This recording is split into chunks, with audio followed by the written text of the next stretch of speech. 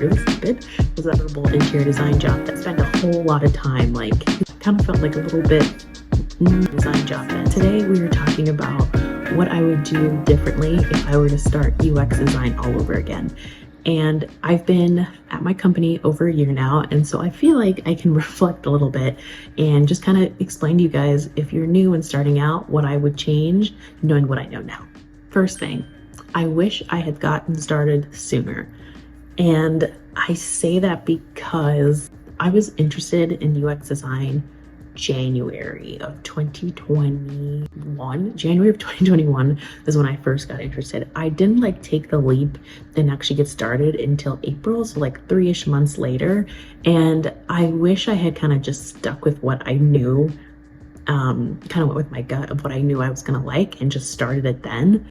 Just because I feel like that pushes up my timeline faster. January 2021 was 2 years ago, 2.5 years ago. So it just makes you think of almost what are you waiting for? And I know it's very scary to jump into it, but that's the first thing I'd say. I wish I gotten started sooner so I could be in my career a little bit sooner. Also because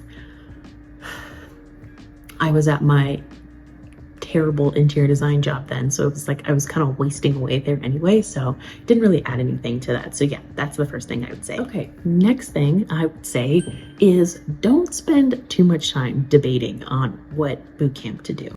There are so many good options out there. Give yourself a day to research and then just kind of decide from there, because you can spend a whole lot of time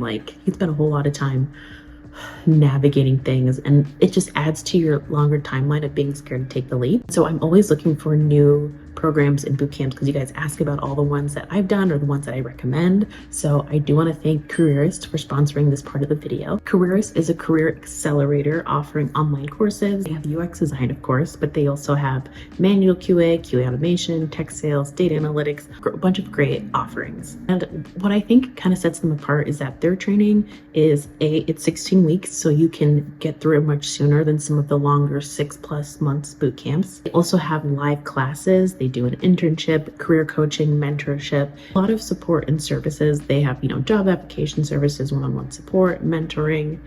And guys, they offer 100% money back guarantee. So if a student doesn't land a job in tech within the 1 year of graduating the boot camp, they don't have to pay anything back. And then is to take a look at their curriculum. They break down what's actually going to be in those 16 weeks. They have a nice game plan step-by-step, which I think is really cool. Breaks down what you're going to learn in those 16 weeks. And last date to enroll for this next coming cohort is September 15th, guys. So check it out. I love to give you guys different options because there's a lot of good options out there. Take a look at the curriculum, the instructors, the reviews. Just do your due diligence and give it a shot. So yeah, check the link down in my bio. And thank you to CAREERIST for sponsoring this part of the video. Next thing I would say, honestly, and this probably should have been the first one, I wish I had taken some basic intro development classes, and usually when you're through a boot camp, you're kind of on that one track, which is totally fine. But I even think, YouTube University, Coursera, anything like that to just kind of round out some of the terms, I think would have been immensely helpful. Because I would say, guys, the biggest thing, I think that was the biggest challenge for me starting my job was all the different terms, the different disciplines. You work with development a lot, and just understanding I don't know what an auth proxy is. And obviously I knew a little bit about APIs and stuff, but that kind of stuff, that jargon, I think will really go a long way. So if you can take any kind of additional class or watch a YouTube video about terms and have it broken down really easily, I think you'll be a lot better for it. So I wish I had done that, just because it would have made the first couple months a lot easier, because I felt really stupid because I was I don't know what any of this means. So if you can do that, it's going to be good. You're going to be good. Next thing, and I'm keeping these short and sweet. When you're making connections, when you are connecting with people on LinkedIn, specifically at places that you want to work at, ask for the referral. Ask for the referral, guys. Their referral will go a long way over just somebody cold applying to a job opening. So there was a UX opening, and I'm a UX designer, and my manager she does ask me sometimes if I know anybody any referrals, like that is going to go a long way. Even if they don't personally like know you that well, I think just even having that connection, and usually there's like some kind of kickback sign-on bonus for them as well, so it's probably also in their favor.